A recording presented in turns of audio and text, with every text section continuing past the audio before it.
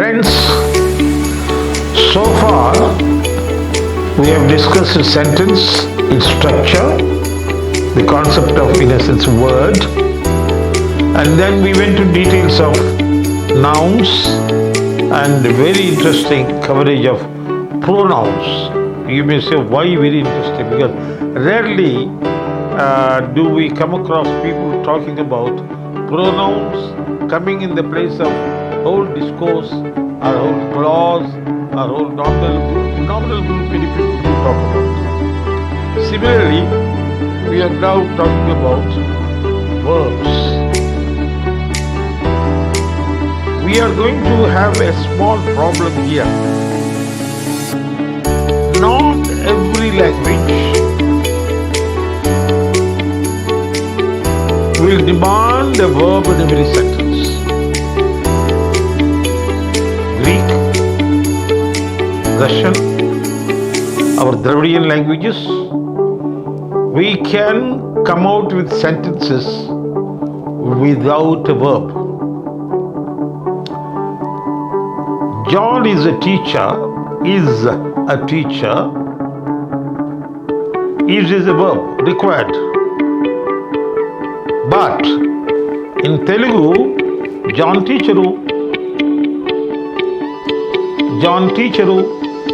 there is no verb. But I am now making it a little complicated here to tolerate that, because it is a complex topic. To make it a little complicated is not my sin, is need. John is a teacher. John is a teacher? John is a teacher. John is a teacher. John is a teacher? Yes, he's a teacher. My intonation captures the effect of the sentence. Otherwise, you have John and teacher linked with is.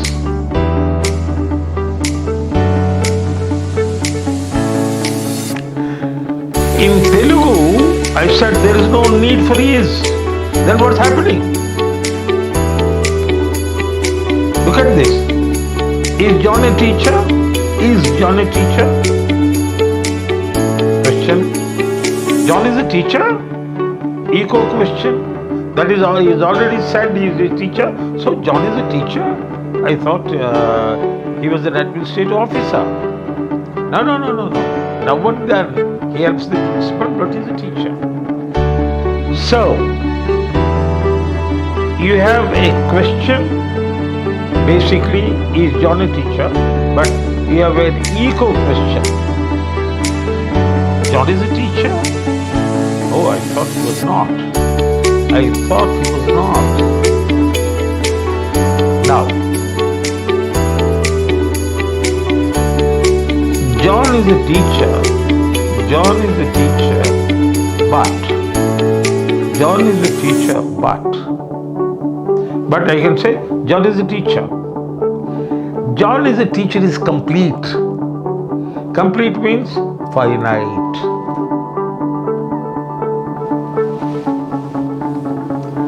Is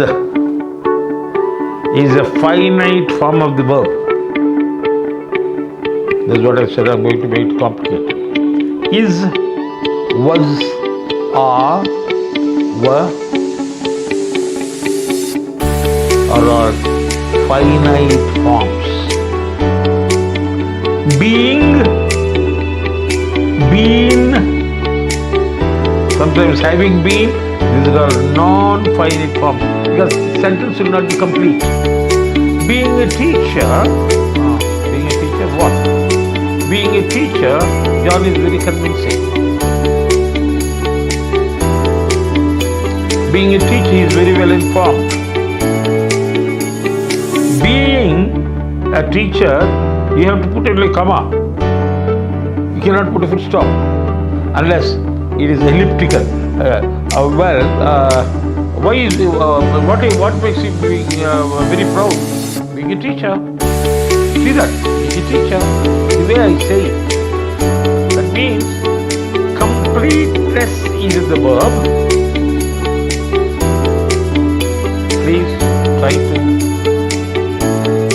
full attention, otherwise it's not easy to understand.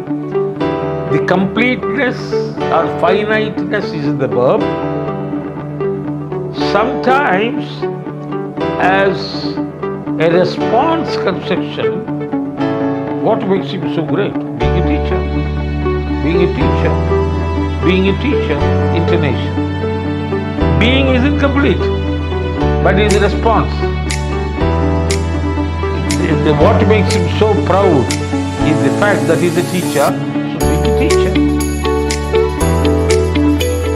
He is highly respected. For what? For being a teacher. He is highly respected for being a teacher. For being a teacher. For being a teacher, no, not complete. For being a teacher, intonation, this is the fall tone. Now come back. In Telugu, there is no verb. What do I do? John teacheru. John teachera? Teacher. John teacheru. John teachera? John teachere. Different things. Teachere, emphatic reply. Teachera, question. John teacheru. Simple statement. But completeness comes from intonation. There is no verb. So one of the main things is people who work only on English grammar will talk about finiteness with reference to verb. But what about languages like Russian and Telugu? Even Greek? So this finiteness is coming also from the intonation, the way we speak. Otherwise it will be non-finite. So that verb is extremely valuable for different aspects of English grammar. A verb is a word which denotes a state in the teacher. An event, he became a teacher. An action, he started teaching. Or a process, something is happening. Being, happening and doing. I made him a teacher. I caused it. He became a teacher. That is an event. He is a teacher. That is a state. All these are expressed by verbs. Kriya. Then, how verbs are identified in terms of their purpose. Lexical verbs, eating, drinking coffee or tea, not always drinking coffee or tea, slapping, cutting vegetables, these are all lexical purpose, main action oriented lexical verbs. Even he always stays home. That's the action, he stays home. Lexical verb. But auxiliary verbs and modal verbs. Auxiliary verbs in English, for example, do, have, be. They also do lexical function, but they are also auxiliary. What do we mean by that? They help other verbs. She does not unnecessarily complain. She does not unnecessarily complain. To get that not, does has to come. She does complain unnecessarily. Again, complain is the main verb, lexical verb. So do is an auxiliary verb. Similarly, they have done it. Done is the main verb. Have is auxiliary verb. They are doing it. Doing is the main verb, are is the auxiliary verb. So, have, do, be are auxiliary verbs, but they also do he did a good job. He did a good job. That's main verb. They are at home. Lexical verb. They have two cars. Lexical verb. So they have lexical function as well as auxiliary function. There are some other types of verbs called modal verbs. These modal verbs, some people call them secondary auxiliaries.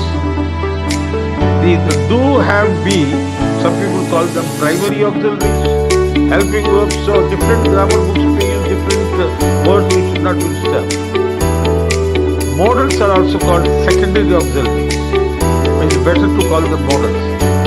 A modal verb is used to indicate a modality like obligation, possibility, certainty, futurity, suggestion, warning, willingness, and deduction. These are different modifications that come to your mind when you use those verbs. He may go probability. He must go certainty. So these modals express different modalities, but main verb will be something else. May, but they also have forms. May, might. Can, could. Shall, should. Will, would, must, ought to. They have different forms. That does not mean they are like past, present time. They have different purposes. Now look at this. Dr. C. Narayan Reddy is a great poet. Is main verb. He is writing a new book. Auxiliary verb is writing is main verb. Dr. Gayasuddin has a very big house in Hyderabad. Hyderabad if you want. Has his main verb. Dr. Nancy Mugabe has recently bought a Tata Sierra. Has recently bought. Has his auxiliary verb. Bought his main verb. They do their shopping on Friday. Many people go to big bazaar, now it's called smart bazaar, and Wednesday because there is special discount. They do their shopping on Friday or Wednesday, whatever you choose. They do is main verb.